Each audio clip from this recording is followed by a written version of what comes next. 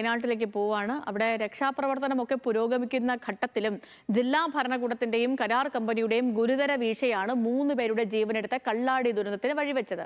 മണ്ണ് മാറ്റിയിടാനുള്ള സ്ഥലം കണ്ടെത്താൻ ജില്ലാ ഭരണകൂടത്തിന് സാധിച്ചില്ല. മീനാക്ഷി പാലത്തിന് സമീപം വൻതോതിൽ മണ്ണ് കൂട്ടിയിട്ടത് ദുരന്തത്തിന് കാരണമായി. എന്നാൽ മണ്ണ് കൂട്ടിയിട്ടതും അപകടവും തമ്മിൽ ബന്ധമില്ലെന്നാണ് കമ്പനിയുടെ വിശദീകരണം. മണ്ണിടിച്ചിലുണ്ടായത് നിർമ്മാണം നടക്കുന്നതിന് 12 മീറ്റർ മുകളിലുള്ള വനഭൂമിയിലെന്നും ജനറൽ മാനേജർ സെബാസ്റ്റ്യൻ പ്രതികരിച്ചു. ഇത് നമ്മുടെ PWD ലാൻഡിന്റെ പുറകുവശത്ത് അത് ഫോറസ്റ്റ് ലാൻഡാണ്. ആ ഭാഗം നമ്മുടെ കൺട്രോളിലുള്ളതല്ല. അപ്പോൾ അവിടെ നിന്നാണ് ശരിക്കും ലാൻഡ് സ്ലൈഡ് സ്റ്റാർട്ട് ആയിട്ടുള്ളത്. നമ്മളൊരു കൺസ്ട്രക്ഷൻ ചെയ്യുമ്പോൾ അത് അതിന്റെ ആക്ച്വൽ ആയിട്ടുള്ള പ്ലാനും പ്രൊഫൈലും ഒക്കെ വെച്ചിട്ടാണ് നമ്മൾ ചെയ്യുന്നത്. അപ്പം അവിടം വരെയാണ് PWD ലാൻഡ് ഉള്ളത്. അവിടം വരെ നമ്മൾ എക്സ്ട്രീം ആ ബൗണ്ടറി വരെ നമ്മൾ മണ്ണ് എക്സ്കവേഷൻ ചെയ്ത് അതിന്റെ ടണലിന്റെ വേ ആക്സസ് മെയിൻറ്റെയിൻ ചെയ്തു. അത് കഴിഞ്ഞിട്ട് നമ്മളത് കംപ്ലീറ്റ് ആയിട്ട് നെയിൽ ചെയ്ത് ഷോർട്ട് കട്ടിങ് ചെയ്ത് പ്രൊട്ടക്ട് ചെയ്ത ഏരിയയാണ്. പക്ഷെ അതിന്റെ പുറകിൽ ഒരു 10-12 മീറ്റർ പുറകിൽ നിന്നാണ് ലാൻഡ് സ്ലൈഡ് തുടങ്ങിയിട്ടുള്ളത്. വിവാദത്തിനുള്ള സമയമല്ലെന്നും വീഴ്ച പറ്റിയെങ്കിൽ പരിശോധിക്കുമെന്നും മന്ത്രി AP അനിൽകുമാർ ന്യൂസ് മലയാളത്തോട് പ്രതികരിച്ചു. ഇപ്പോൾ തർക്കത്തിന്റെയും വിവാദത്തിന്റെയും പരസ്പരം പഴിചാരലിന്റെയും സമയമായിട്ട് തോന്നുന്നില്ല. ഇപ്പോൾ രക്ഷാപ്രവർത്തനങ്ങൾക്ക് പ്രയോറിറ്റി കൊടുക്കുക, ഞങ്ങളത് ചെയ്യുന്നുണ്ട്. അത് കഴിഞ്ഞിരുന്നത് തന്നെ ഞങ്ങൾക്ക് അത്തരം കാര്യങ്ങളിൽ എവിടെയാണ് വീഴ്ച വന്നിട്ടുള്ളത് എന്നുള്ളത് പരിശോധിക്കുക എന്നുള്ളത്, അത്തരം കാര്യങ്ങളൊക്കെ പരിശോധിക്കും. മറ്റ് എന്താണ് നടപടി വേണ്ടത് അതൊക്കെ എടുത്തുകൊണ്ട് തന്നെ മുന്നോട്ട് പോകും. കള്ളാടിയിൽ സോണുകളായി തിരിച്ച് പരിശോധനയെന്ന് ജില്ലാ പോലീസ് മേധാവി പറഞ്ഞു. പാറക്കല്ലുകളും കോൺക്രീറ്റ് പാളികളും തിരച്ചിലിന് പ്രതിസന്ധിയെന്നും ജില്ലാ പോലീസ് മേധാവി വ്യക്തമാക്കി. റോഡ് ആദ്യമേ ക്ലിയർ ചെയ്ത് കഴിഞ്ഞു. റോഡിന് ആ മണ്ണ് പാലത്തിന് ഇരുവശത്തുമുള്ള മണ്ണ് മാറ്റിക്കൊണ്ടിരിക്കുകയാണ്. എവിടെയാണെന്നുള്ളതിനെ കുറിച്ചുള്ള തെരച്ചിലാണ് നടത്തിക്കൊണ്ടിരിക്കുന്നത്. അതിന് നമ്മുടെ കടാവർ ഡോഗിന്റെ സർവീസും ഉപയോഗിക്കുന്നുണ്ട്. മണ്ണ് ഇടിഞ്ഞു വന്നപ്പോൾ ചെളിയും പാറക്കല്ലും ഉണ്ട്. അപ്പോൾ അത് പരമാവധി പെട്ടെന്ന് തന്നെ ചെയ്തുകൊണ്ടിരിക്കും. മരിച്ചവരുടെ മൃതദേഹം വൈകിട്ടോടെ നാട്ടിലെത്തിക്കും. വിമാനമാർഗമാണ് മൃതദേഹങ്ങൾ കൊണ്ടുപോവുക. മുഖ്യമന്ത്രി VD സതീശൻ ഉച്ചയോടെ ദുരന്തഭൂമി സന്ദർശിക്കും. ദുരന്തഭൂമിയിൽ നിന്ന് ആകാശും സരീഷും നമുക്കിപ്പം തത്സമയം ചേരുന്നുണ്ട്. ആദ്യം സരീഷിലേക്ക് പോവുകയാണ്. സരീഷ്, നമ്മളിപ്പോൾ അവിടെ തിരച്ചിൽ പുരോഗമിക്കുന്നുണ്ടെന്ന കാര്യം മനസ്സിലാകുന്നു. അതിനൊപ്പം തന്നെയാണ് ഈ ദുരന്ത കാരണവുമായി ബന്ധപ്പെട്ട് ഇന്നലെ 11-11:30 ഉണ്ടാകുന്ന ഒരു ദുരന്തമാണ്. അതിനുശേഷം പിന്നീട് ആദ്യ പരിഗണന രക്ഷാപ്രവർത്തനത്തിനായിരുന്നുവെങ്കിലും പിന്നീട് ഉള്ള മണിക്കൂറുകളിലൊക്കെ ദുരന്ത കാരണം കേരളം തിരഞ്ഞു പോയിരുന്നു. അത് ഒടുവിൽ ഒരു വിവാദത്തിലേക്ക് എത്തിയിരിക്കുകയാണ്. വിവാദം അല്ലെങ്കിൽ അങ്ങോട്ടും ഇങ്ങോട്ടുമുള്ള ഒരു പഴിചാരലിലേക്ക് എത്തിയിരിക്കുകയാണ്. ഇപ്പൊ കമ്പനി അധികൃതർ പറയുന്നത് ഞങ്ങൾ ആവശ്യത്തിന് മണ്ണിടാനുള്ള സ്ഥലം ചോദിച്ചിരുന്നു, പക്ഷേ ജില്ലാ ഭരണകൂടം അത് തന്നിരുന്നില്ല. ജില്ലാ ഭരണകൂടം പറയുന്നത് എന്താണ്? ഇത് ഞങ്ങൾ എത്രയോ വട്ടം ആവർത്തിച്ച് പറഞ്ഞത്, പക്ഷേ കമ്പനി അധികൃതരുടെ ഭാഗത്തു നിന്നും വീഴ്ച സംഭവിച്ചു. അങ്ങനെ രണ്ടുപേരുടെയും ഭാഗത്ത് എന്തോ അലംഭാവമോ പിടിപ്പുകേടോ ഒക്കെ അവിടെ ഉണ്ടായിട്ടുണ്ടെന്നാണ് മനസ്സിലാകുന്നത്. ആധികാരികമല്ലെങ്കിലും ഇപ്പോൾ കാര്യങ്ങൾ കാണുമ്പോഴും കേൾക്കുമ്പോഴും ഒക്കെ മനസ്സിലാകുന്ന രണ്ട് പേരുടെ ഭാഗത്തും എന്തോ പ്രശ്നങ്ങൾ ഉണ്ട് എന്നുള്ളതാണ്. പക്ഷേ ഇതിനെയും വെള്ളി ഇപ്പോൾ സർക്കാരും അതല്ലെങ്കിൽ മറ്റ് വൃത്തങ്ങളും ഒക്കെ ഇതൊരു മനുഷ്യനിർമ്മിത ദുരന്തമാണെന്ന് ആവർത്തിച്ച് സ്ഥാപിക്കുമ്പോഴും ഇതൊരു ലാൻഡ് സ്ലൈഡ് ആണെന്നും ഇത് മീറ്ററുകൾക്കപ്പുറം നിന്ന് ഉത്ഭവിച്ചതാണെന്നും ആ മണ്ണ് കൂട്ടിയിട്ടതല്ല ദുരന്തത്തിനുള്ള കാരണമെന്നും കമ്പനി ജനറൽ മാനേജർ പറയുന്നതിലെ ആധികാരികത എന്താണ് സരീഷ്?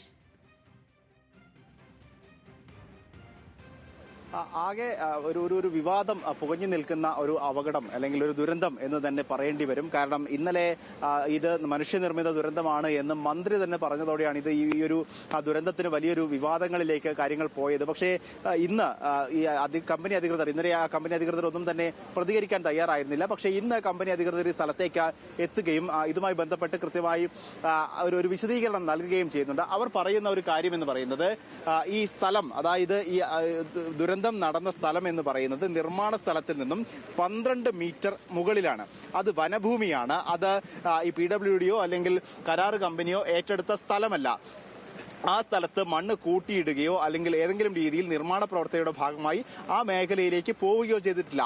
ഉണ്ടായത് സാധാരണ രീതിയിലുള്ള ഒരു അപകടമാണ്, മണ്ണിടിച്ചിലാണ് എന്നൊരു വിശദീകരണമാണ് അവർ നൽകുന്നത്. അതോടൊപ്പം തന്നെ ഈ മണ്ണിടിഞ്ഞ സ്ഥലത്ത് ഒരു തരത്തിലും മണ്ണ് കൂട്ടിയിട്ടിരുന്നില്ല എന്നുള്ളതിന്റെ ഒരു ദൃശ്യം കൂടി അവർ കാണിക്കുകയും ചെയ്യുന്നുണ്ട്. പക്ഷേ ആ ദൃശ്യത്തിൽ തന്നെ 2 ഭാഗങ്ങളിലും മണ്ണ് കൂട്ടിയിട്ടതായി, അതായത് അപകടം നടക്കുന്ന സ്ഥലത്തിന് നേരെ താഴെ അല്ലെങ്കിൽ പോലും അതിന് വലതുഭാഗത്തും ഇടതുഭാഗത്തുമായി കൃത്യമായി മണ്ണ് കൂട്ടിയിട്ടതായി കാണാവുന്നതാണ്.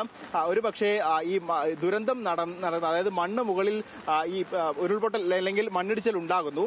ആ മണ്ണിടിച്ചിലിന്റെ കൂടെ ഈ കൂട്ടിയിട്ടിരുന്ന മണ്ണ് കൂടി അതിവേഗത്തിൽ താഴേക്ക് വന്നതാണ് ഈ ദുരന്തത്തിന്റെ യഥാർത്ഥ കാരണം എന്ന കാര്യത്തിൽ തർക്കമില്ല. എന്തായാലും അതൊരു വിവാദമായി തന്നെ തുടരുന്നുണ്ട്. അതോടൊപ്പം തന്നെ ഈ മണ്ണ് നീക്കാൻ, അതായത് കൂട്ടിയിട്ടിരുന്ന മണ്ണ് നീക്കാൻ ഈ കമ്പനിയോട് പലതവണ ആവശ്യപ്പെട്ടിട്ടുണ്ട് എന്നാണ് കളക്ടർ ഇന്നും തുടർച്ചയായി പറയുന്നത്. അങ്ങനെ ഒരു ആവശ്യം മുന്നോട്ട് വെച്ചിരുന്നില്ല എന്നത് രേഖയുമായി ബന്ധപ്പെട്ട കാര്യങ്ങളൊക്കെ ഇന്നലെ പുറത്തു വന്നതാണ്. പക്ഷേ കളക്ടർ ഇന്നലത്തെ അതേ സ്റ്റാൻഡിൽ തന്നെ ഉറച്ചു നിൽക്കുന്ന ഒരു സാഹചര്യമാണ് ഇപ്പോഴുള്ളത്. എന്തായാലും അത് വിവാദമായി തന്നെ തുടരുകയാണ്. അതേസമയത്ത് തന്നെ രക്ഷാപ്രവർത്തനം ഇപ്പോഴും ദ്രുതഗതിയിൽ പുരോഗമിക്കുന്നു എന്നുള്ളതാണ് ഏറ്റവും പ്രധാനപ്പെട്ട കാര്യം.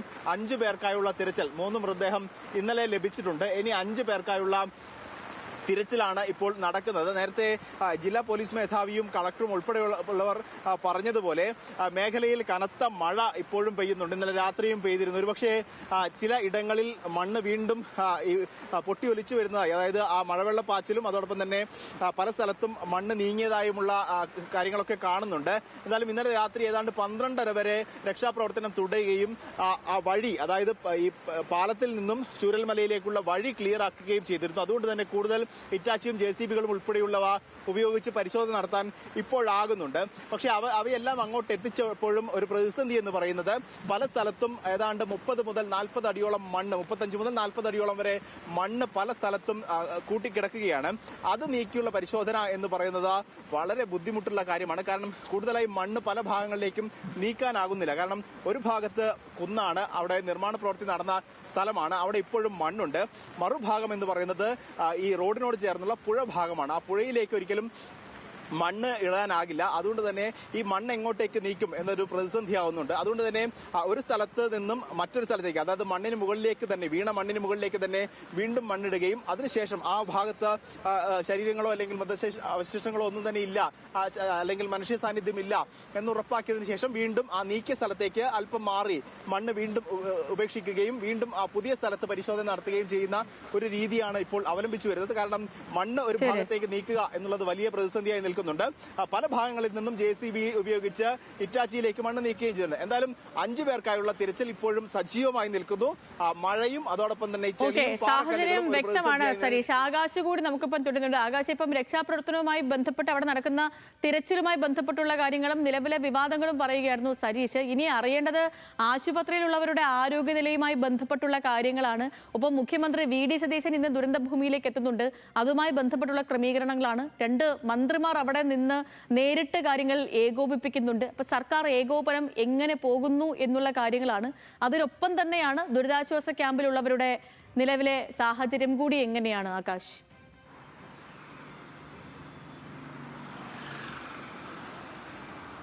സേതുലക്ഷ്മി, നിലയിൽ മരണപ്പെട്ട 3 പേരുടെ മൃതദേഹം ഇന്ന് പുലർച്ചെയോടെ 1 മണിയോടുകൂടി കോഴിക്കോട് മെഡിക്കൽ കോളേജ് ആശുപത്രിയിൽ എത്തിച്ചു. എംബ്ലാമിംഗ് ഉൾപ്പെടെയുള്ള നടപടിക്രമങ്ങൾക്ക് ശേഷം വിമാനമാർഗമാവും ഇവരുടെ മൃതശരീരങ്ങൾ നാട്ടിലേക്ക് എത്തിക്കുക. ഇതിൽ ആദ്യം വിമാനം ബാംഗ്ലൂരിൽ എത്തുകയും അവിടെ നിന്ന് മധ്യപ്രദേശ്, ജാർഖണ്ഡ്, ബീഹാർ എന്നിവിടങ്ങളിലേക്ക് മറ്റ് വിമാനങ്ങളിലായി കൊണ്ടുപോവുകയുമാണ് ചെയ്യുക. നിലവിൽ 3 പേരാണ് ഈ മരണപ്പെട്ടിരിക്കുന്നതിൽ.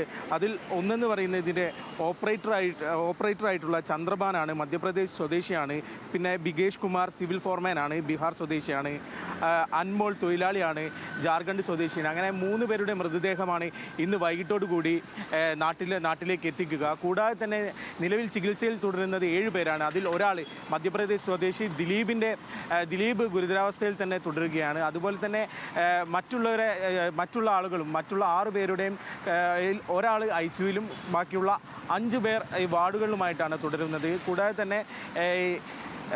കൂടാതെ തന്നെ ഈ ആശുപത്രിയിലുള്ളവരുടെ നില ഗുരുതരമല്ലെന്നാണ് ഇപ്പോൾ ആശുപത്രി അധികൃതരും മന്ത്രിമാരും ഉൾപ്പെടെ പറഞ്ഞിട്ടുള്ളത്.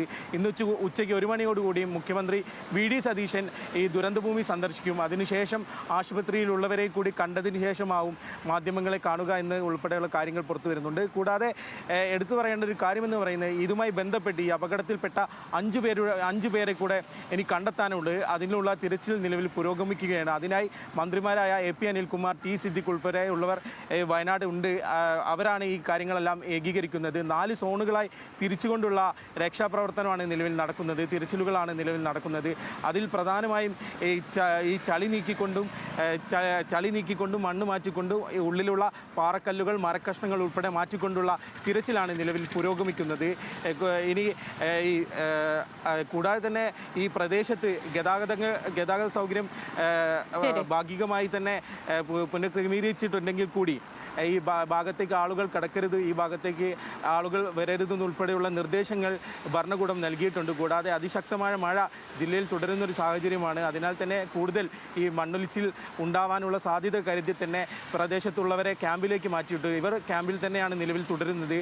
ഈ മഴ മാറിയതിന് ശേഷവും മണ്ണ് നീക്കിയതിന് ശേഷവുമായിരിക്കും പിന്നീട് ഒരു തീരുമാനമുണ്ടാകുക. ഏതായാലും നിലവിൽ ക്യാമ്പിൽ തുടരുന്നവർ അവിടെ തന്നെ തുടരാനും കൂടാതെ അവിടെ കൃത്യമായ സൗകര്യങ്ങൾ അവിടെ ഒരുക്കിയിട്ടുമുണ്ട്. അതിനുശേഷം മണ്ണ് മാറ്റിയതിന് ശേഷം മഴ കുറഞ്ഞതിന് ശേഷമായിരുന്നു ആ കാര്യത്തിൽ ഒരു തീരുമാനമുണ്ടാവുക. കൂടാതെ മുഖ്യമന്ത്രി വയനാട്ടിൽ എത്തിക്കഴിഞ്ഞാലാണ് ബാക്കിയുള്ള കാര്യങ്ങളിലും കൂടുതൽ വ്യക്തത വരുള്ളൂ. ഏതായാലും മനുഷ്യനിർമ്മിത ദുരന്തമെന്നാണ് ഇപ്പോൾ മന്ത്രിമാർ ഉൾപ്പെടെ പറയുന്നത്. ശരി ആകാശ്.